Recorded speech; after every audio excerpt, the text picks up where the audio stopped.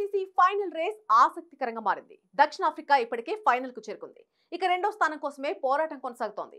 మరోవైపు ముచ్చటగా మూడోసారి ఫైనల్ కు చేరాలన్న టీమిండియా ఆశలు ఆవిరవుతున్నట్టు కనిపిస్తున్నాయి. దానికి కారణం బోర్డర్ గవాస్కర్ ట్రోఫీలో రోహిత్ సేన పేలవ ప్రదర్శన. 4వ టెస్టులో ఓడిపోయి ఫైనల్ కు చేరే అవకాశాలను పూర్తిగా సంక్లిష్టం చేసుకుంది టీమిండియా. బోర్డర్ గవాస్కర్ ట్రోఫీలోని బాక్సింగ్ డే టెస్టులో 184 పరుగుల తేడాతో భారత్ ఘోర ఓటమిని మూటగట్టుకుంది. దీంతో సిరీస్ లో ఆస్ట్రేలియా 2-1తో ఆధిక్యంలోకి వచ్చింది.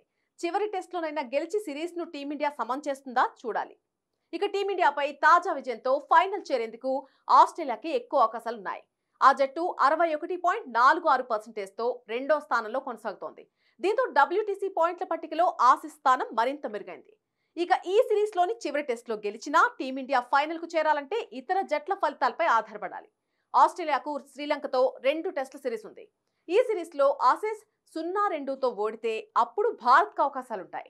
ఇక చివరి టెస్ట్ లో భారత్ గెలిచిన శ్రీలంకతో సిరీస్ లో ఆస్ట్రేలియా ఒక్క మ్యాచ్ లో విజయం సాధిస్తే టీమిండియా అవకాశాలు గల్లంతవుతాయి. అలాగే ఈ చివరి టెస్ట్ లో ఆస్ట్రేలియాపై భారత్ ఓడినా డ్రా అయినా అధికారికంగా ఫైనల్ రేస్ నుంచి టీమిండియా నిష్క్రమిస్తుంది.